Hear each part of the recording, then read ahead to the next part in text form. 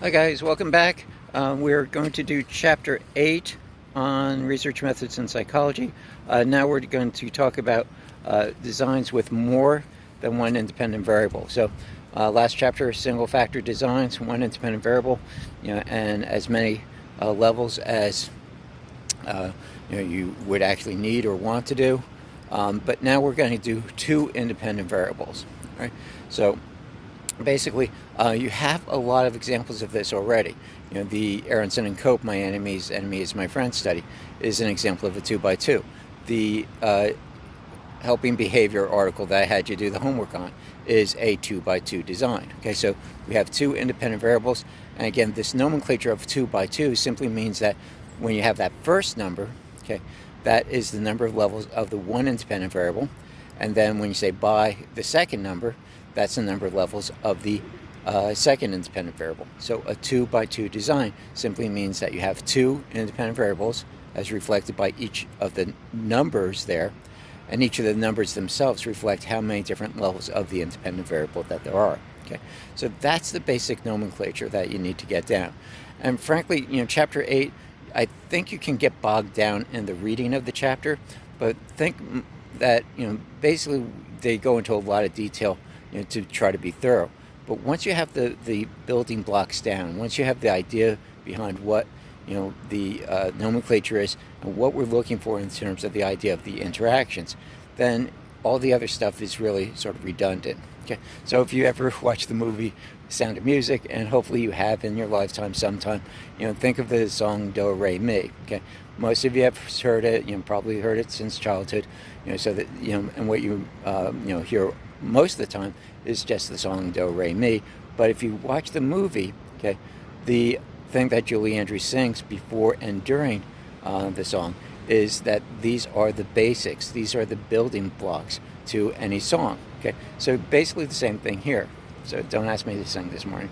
Yeah, no, I sang yesterday in terms of Fleetwood Mac, but I'm not going to sing Do Re Mi to you guys. Okay, so but that's the basic idea still. Okay, once you have the basics, then you can build from that. Okay, so again, going back to this idea of the nomenclature, if you have, again, to determine what type of design it is, each of those numbers, reflects how many levels of each independent variables there are. So if you want to know how many independent variables are, you just count how many numbers are in that design. So again, a 2x2, two independent variables, two levels of each. So, thinking back to the helping behavior article, we had two levels of attractiveness of the confederate, okay, attractive and unattractive, and we had two levels of the nature of the request, the tennis club or the thrift store, excuse me. Okay, so that's a 2x2. If you had done, if Yankee et al. Had done three levels of request, so maybe asking to go to a church and going to the thrift store and going to the tennis club, then that would be a 2x3 because you would have three levels of nature request. All right, so that's the basic nomenclature. So if you did have three independent variables, then you would have something like a 2x2x2, which would mean that there are three independent variables, two levels of each. Okay. All right, so, again, if we build, I think I asked you basically about that in terms of the what's next question with the helping behavior article. In that particular case, if you add a third independent variable, such as the gender of the confederate, then it would be a 2x2x2. Okay, again, nature request, two levels, the attractiveness of the confederate, two levels, and the gender of the confederate would have two levels. All right, so the next thing, to talk about, again, is the idea of the design and how would this work. And I've got that Michael Britt Psych Files tutorial online for you. So I really, again, not only do I want you to watch it, because that's pretty much how I would address things. That's going to be the basis of that last question on the test. Okay, so again, think about how many independent variables that he has, what the two levels of each are. Okay, and the other thing that he really steps through, which is great, is the idea of the main effects. Okay, and the interaction. All right, so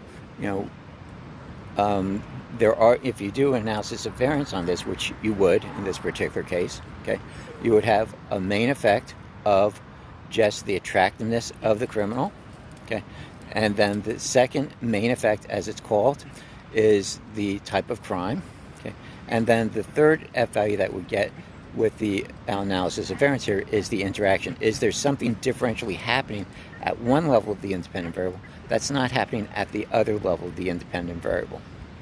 Okay, so we'll stop here for right now, just again, to give you the introductory aspect, and to give you a sense, give you a chance to watch the YouTube video by Michael Britt again. Okay. And also, the warning here that I wanted to give you was, again, don't get too bogged down with the reading of Chapter 8. I know it's extensive, but again, I think in their zest to be, thorough, it can get a little confusing. So, all they did, in that particular case is, take the building blocks that, hopefully and then just give you a whole bunch of examples. Okay?